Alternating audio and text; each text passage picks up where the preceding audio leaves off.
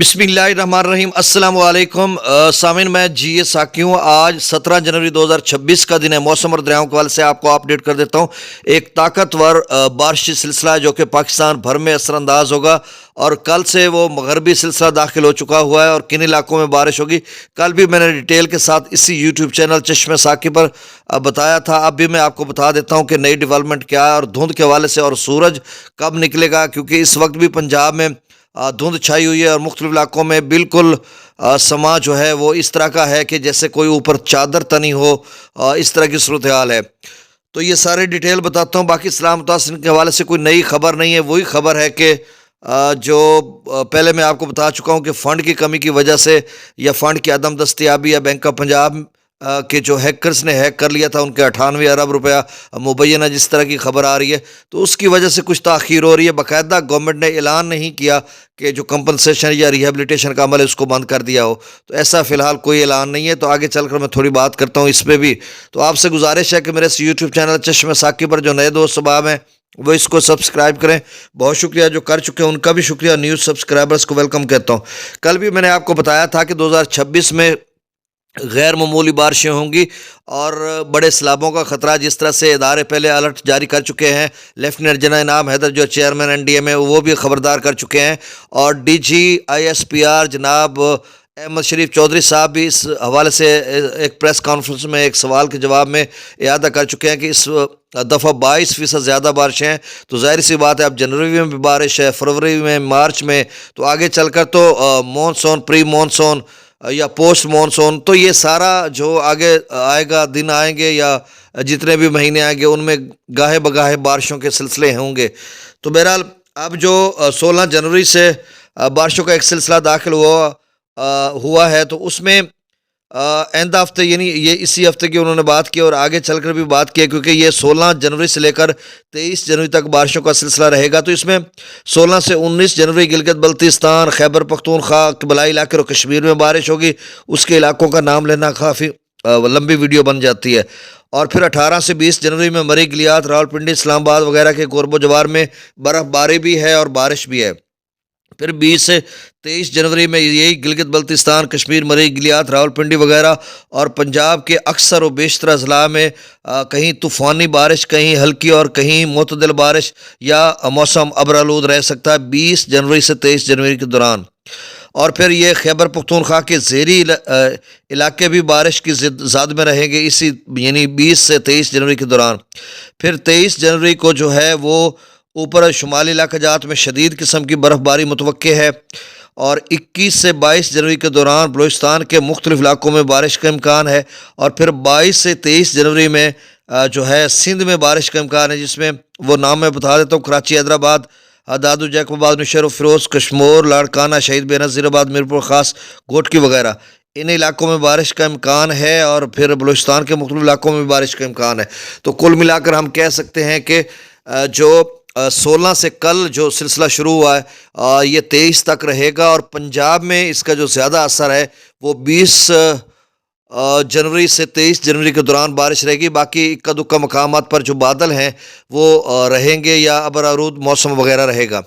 आप धुंध के हवाले से बात कर लेते हैं तो अगले 1 घंटे तक जो है वो इस वक्त भी रहीम यार खां बहावलपुर में सूरज निकल रहा है और थोड़ी बहुत धुंध है। और आगे हम मुल्तान डिवीजन की बात करते हैं तो उसमें लोधरा, व्याड़ी वगैरह या ऊपर बहावल नगर वगैरह, बहावलपुर के इन इलाकों में चोरिस्तान सूरज निकल रहा है थोड़ी देर तक और यानी 1 घंटे तक 9 बजे, 9:30 बजे तक मुकम्मल सूरज निकल जाएगा और 10 बजे तक मुकम्मल तौर पर ये खानेवाल या आगे जंग के मुख्तलिफ इलाकों में भी, शोरकोट, अहमदपुर सियाल या इधर लिया वगैरह, मुजफ्फरगढ़, डीजी खान के मुख्तलिफ इलाकों में ये सूरज निकल आएगा। जनूबी पंजाब की मैं बात कर रहा हूँ।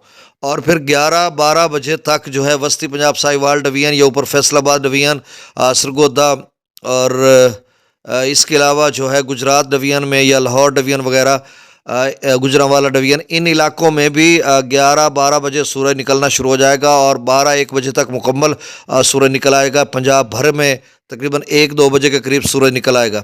अब कल जो एतवार है, कल भी सुबह के औकात में थोड़ी बहुत धुंध रहेगी और 10-11 बजे सूरज पंजाब भर में निकल आएगा। और फिर मंगल को जो है वो सुबह 9 बजे से ही सूरज 8-9 बजे से ही, चूँकि 7:30-8 तक तो सूरज निकलता है, 7:30 तक गालबन, तो 8-9 बजे ही सूरज निकलना शुरू हो जाएगा। पंजाब भर की मैं बात कर रहा हूँ। जिस तरह से वेदर रडार पर दिखाया गया है, चाहे वो लाहौर है, चूँकि लाहौर इस वक्त शदीद सर्दी और धुंध की लपेट में है, तो चूँकि वो भारतीय पंजाब से ये सिलसिला आता है, तो वो भी जो है उसमें भी मंगल वाले दिन जो है 9 बजे के करीब, 8-9 बजे के करीब सूरज निकलना शुरू हो जाएगा। गुजरात चाहे गुजरांवाला डिवीज़न है, सरगोदा है, फैसलाबाद है, मुल्तान, डिजी खान, बहावलपुर वगैरह, या रावलपिंडी वगैरह, इन इलाकों में मुकम्मल तौर पर, तो और मुझे लग रहा है कि मंगल के बाद जब बारिशें वगैरह भी पंजाब में होनी है, मंगल से पहले भी होनी है, मतलब आप समझ लें कि 19 को मंडे है, सोमवार है, तो मंगल 20 को होगा, तो 20 से ही बारिशें शुरू हो जाएंगी। तो फिर आगे 3 दिन बारिशें वगैरह रहेंगी, तो उसके बाद फिर धुंध आएगी या नहीं आएगी, इस हवाले से अपडेट लेना पड़ेगी। तो हासिल कलाम यही है इस पूरे व्लॉग का कि बारिशों का सिलसिला है, अच्छा खासा तगड़ा सिलसिला है, तो आपने इस हवाले से एहतियात करनी है। और अगर पानी वानी लगाना है तो लगा लें, इंतज़ार करना है तो पता नहीं कितनी किस इलाके में कितने मिलीमीटर बारिश होगी। वैसे सर्दियों की बारिश है, ये कोई बड़े पैमाने पर बारिश तो नहीं है, धुआंधार बारिश। तो बहरहाल कहीं तेज़ बारिश हो सकती है, या कहीं तकरीबन 24 घंटे मुसलसल छोटी छोटी वो बूंदाबांदी जो होती है, वो सर्दियों की बारिश वो लगी रहती है पूरा दिन, तो वो खासी बारिश हो जाती है अगर 10-12 घंटे मुसलसल लगी रहे। तो इस तरह की सूरत हाल भी मुख्तलिफ इलाकों में रहेगी। तो आपने जो ख़ास कर जानवरों वाले दोस्त सबाब हैं, वो अपने इंतज़ामात कर लें, चारे का, भूसा का, या आपने जो अंदर वो डालनी होती है गोबर वगैरह, खुश्क गोबर डालनी होती है, उसको स्टोर कर लें। जो जितने भी आपके मामलात हैं उसको तरतीब दे लें ताकि आपके लिए कोई परेशानी ना बने। तो ये सिलसिला पंजाब में 20 से 23 जनवरी तक रहेगा, और बाकी इलाकों में भी जो है मैंने आपको अपडेट कर दिया कि रहेगा। अब दरियाओं का डाटा शेयर कर देता हूँ। सतलुज में गंडा सिंगवाला पर 0 क्यूसेक है, सुलेमान पर 1800, इस्लाम पर 1777, रावी में जस्तर पर 647, शादरा पर 821, बल्लो की पर 2600, सिदनई बराज पर 2889 क्यूसेक, दरिया चिनाब में मराला पर 6700, खानकी पर 8700, कादराबाद पर 9100, त्रिमुबराज पर 5100 यानी 5100 क्यूसेक डाउन स्ट्रीम है, और पंजनद पर 9400 क्यूसेक डाउन स्ट्रीम। दरिया जला में मंगला डैम से 115 क्यूसेक, रसूलपुर से खराज 1168, दरिया सिंध में त्रिबेला डैम से 10,000, काबुल दरिया में 9100, कालाबाग पर 19,000, चश्मा पर 20,000, तौसा पर 18,000, गुड्डू पर 2200, सखर पर 3800 क्यूसेक, और कोटरी पर 968 क्यूसेक डाउन स्ट्रीम है। बाकी इस्लाम मुतासिर के माली इमदाद और बहाली के हवाले से ख़बरें जो हम मुख्तलिफ ज़राए से लेते हैं, तो वो यही कहते हैं कि भाई पैसे आएंगे, अभी जो है वो पैसे नहीं है अकाउंट में, यानी बैंक ऑफ पंजाब के अकाउंट की बात कर रहा हूँ, या बैंक ऑफ पंजाब के ख़जाने में, या पंजाब हुकूमत के ख़जाना में रकम नहीं है। यही खबरें मुबैन आ रही हैं, क्योंकि किसान कार्ड को भी ब्लॉक किया हुआ है, कुछ लोगों के पैसे आए थे और बहुत सारे लोगों के किसान कार्ड ब्लॉक हैं। तो अब मेरे ख्याल में अब तो नहीं खुलेंगे, मुझे तो यूँ लग रहा है। और बाकी जो आसान कारोबार की किस्तें जिन्होंने दिसंबर में जमा करवाई थी, अभी तक अब 17 जनवरी हो चुकी है, 24 घंटों में उन्होंने रिटर्न करनी थी, वापस करनी थी, तो अभी तक उन्होंने वापस नहीं की। जब कॉन्टैक्ट किया जाता है बैंक ऑफ पंजाब में, तो वो कहते हैं जी टेक्निकल आ रहा है ये वो। तो वही मुबैना खबर जो हैकर्स ने 98 अरब रुपया हैक कर लिए या लूट लिया बैंक ऑफ पंजाब का, तो इस तरह की भी खबरें हैं, उसमें भी काम वाम हो रहा है। और बाकी इस्लाम मुतासिर के हवाले से जो ATM कार्ड या पैसे वगैरह आने थे वो भी बंद है। तो यही कुल मिलाकर सूरत हाल यही है कि ख़जाना खाली, तो इसकी वजह से सुनियाँ गलियाँ तो विच मिर्ज़ा यार फिरे, जब ख़जाना ही खाली है तो किसी को क्या खाक मिलना है। तो इस पर कल मैं तफसील के साथ आपको अपडेट कर चुका हूँ कि 12,000 अरब रुपए का इन्होंने 2 सालों में कर्जा लिया, और 6,000 रुपया जो है वो कर्जा 6,000 अरब रुपया जो है मुबैना IMF के मुताबिक करप्शन की नज़र खा पी गए, और 6,000 अरब इन्होंने लगाया।